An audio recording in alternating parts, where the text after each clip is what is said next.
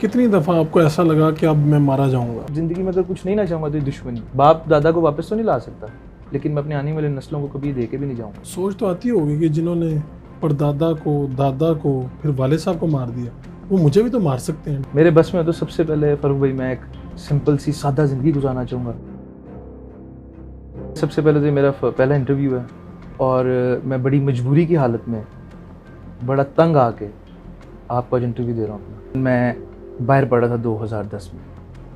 2006-07 से हम लोग बाहर थे और मैं अपनी स्टडीज़ कंप्लीट कर रहा था, जिस पे 2010 में आके मुझे पता लगता है कि मेरे वालिद साहब को अपने टीवी पे देखते हैं हम लोग, मगरिब का टाइम होता है कि वालिद साहब पे अटैक हो गया लाहौर एयरपोर्ट पे, जहाँ से हमारी ज़िंदगी का टोटली चेंज आता है, जिस पे बला, जिसको आप सब लोग जिस तरह कहते हैं सुनता हूँ मैं भी और हैरान होता हूँ कि यार लोग कैसे कैसे बातें करते हैं। वो मेरी ज़िंदगी का एक लाइफ चेंजिंग पॉइंट होता है। खबर मिली तो फिर क्या किया, क्या सोचा और क्या हुआ? खबर मिली, सबसे पहले तो इट वॉज लाइक दुनिया ख़त्म हो गई थी हमारे लिए और फिर सडनली मुझे पाकिस्तान आना पड़ा वापस फैमिली के साथ।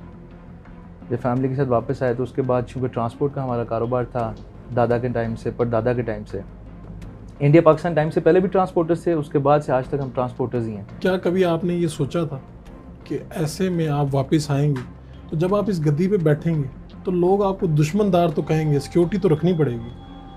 तो मैं सबसे पहले एक तो गद्दी नहीं थी, ये उनकी अपनी बनाई हुई चीज़, ये गद्दी नहीं थी। वो एक बिजनेसमैन थे जिसको लेके चल रहे थे। अच्छे बुरे ज़िंदगी में टाइम आते हैं, वो भी देख रहे थे। उनके वालिद मर्डर हुए थे, वो अपने वालिद का कत्ल देख रहे थे, वालिद के दोस्तों का। तो मेरे वालिद पे अपने 4 अटैक्स हुए थे टोटल, जिसमें आखिरी अटैक में वो दुनिया से चले गए। आपके पास क्या ऑप्शन थी? आप वापस आए, क्या किया, कहाँ से आगाज़ किया? कौन लोग आपके इर्द गिर्द जमा हो गए? सबसे पहले तो मेरे पास एक ऑप्शन थी कि हमारी फैमिली के पास हम यहाँ से सब कुछ ख़त्म करते, बेच के सब कुछ बाहर चले जाते। सोचा आपने?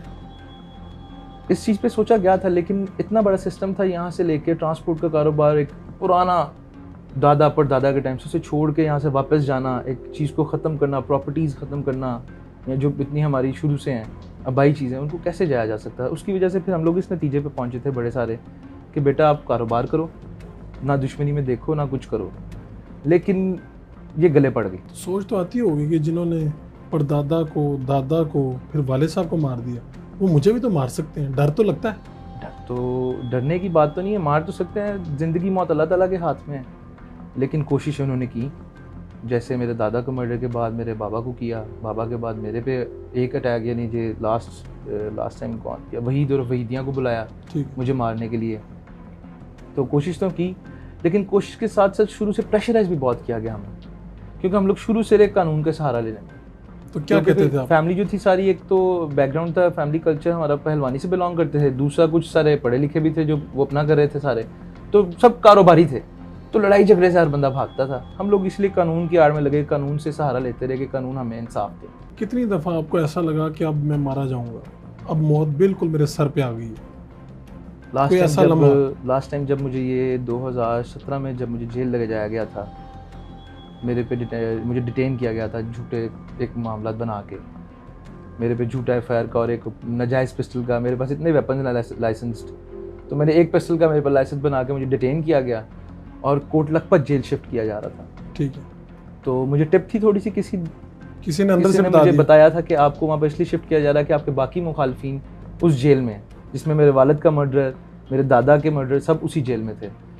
तो वो तो मैंने उस मौके पे जब पहुंचा, मेरे एक अजीज़ हैं, अब्बू के कज़न भी हैं, बिलाल यासीन, फूड मिनिस्टर थे उस टाइम। तो मेरे छोटे भाई ने उनको कॉल करके मैंने उसी टाइम बताया कि मुझसे ये मसला है, मुझे इस बात की खबर है, तो मुझे मार दिया जाएगा जेल के अंदर। हाँ, मुझे जेल के अंदर प्री प्लान था वो। ठीक है। वो बाकायदा तौर पे प्री प्लान था कि मैं ऑलरेडी जेल से आया हूँ 2 दिन पहले छुट के झूठे मुकदमात में से, फिर मुझे दोबारा उठा के जेल भेजा जा रहा, क्यों?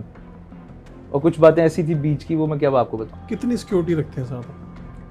मेरे साथ सिक्योरिटी तो पहले बिल्कुल मैं इस चीज़ से लाघर हो गया था, देखता नहीं था, क्योंकि शुरू में मामला थे। लेकिन जब आहिस्ता आहिस्ता मैं वक्त के साथ देखता आया कि मैं चूँकि वालिद की पैरवी कर रहा था केस की, मैं और मेरे अब्बू के जो मामू हैं, तो फिर सिक्योरिटी हमारी बढ़ते बढ़ते 10 से 20 बंदे एक्चुअली एट अ टाइम साथ रखने पड़ते हैं।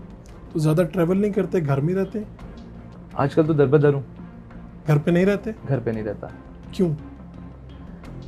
कुछ हालात ऐसे बने हुए हैं कि हमें कब्ज़ा माफिया के लिस्ट में, और दूसरी मायूसी वाली बात ये है जी कि हालात ऐसे बने हुए हैं कि हमें कब्ज़ा माफिया के लिस्ट में गुंडों की लिस्ट में शामिल किया गया है, कत्ल हमारे हुए, नाइंसाफ़ी हमारे साथ हुई, इंसाफ हमें नहीं मिला, और आज हम कब्ज़ा माफिया भी हैं, आज हम बदमाश भी हैं। बदमाश के लफ्ज़ी मायने किसी ने कभी बताएं?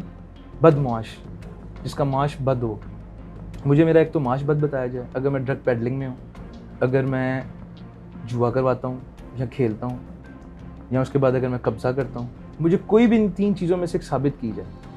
अगर सिक्योरिटी तो मेरा एक हक बनता है, ये तो सुन्नत भी, आप सिक्योरिटी अपना खुद आपको सिक्योर करना चाहिए अपने आप को हर तरह से। लेकिन आजकल की जो हमारे आजकल के जितने अफसरान हैं वो इस चीज़ को समझने के लिए तैयार ही नहीं। अगर आपके अपने बस में हो कि ज़िंदगी इस तरह से गुजारी जाए, तो क्या चाहेंगे कि आपकी ज़िंदगी में ना हो दोबारा? मेरे बस में तो सबसे पहले फ़ारूक भाई, मैं एक सिंपल सी सादा ज़िंदगी गुजारना चाहूँगा, एक आम इंसान की तरह। मेरा भी दिल करता है मैं मेरे माशाल्लाह 2 छोटे बेटे हैं, उनके साथ घूमूँ, उनके साथ बाहर जाऊँ, बाहर आऊँ। मेरा भी दिल करता है मैं भी जाके किसी और एरिया में सेटल होकर अच्छी लाइफ, बड़े घरों में शाहाना ज़िंदगी गुजारूँ। मेरा कभी भी दिल नहीं करता मैं इस तरह एक जगह पे मेरा भी दिल करता है मेरे बच्चे बाहर जाके पढ़ें, अच्छी स्कूलिंग हासिल करें। लेकिन मजबूरी हालातों की वजह से मैं चाहता हूँ कि ज़िंदगी में अगर कुछ नहीं ना चाहूँगा तो ये दुश्मनी। बाप दादा को वापस तो नहीं ला सकता, लेकिन मैं अपने आने वाली नस्लों को कभी दे के भी नहीं जाऊँगा।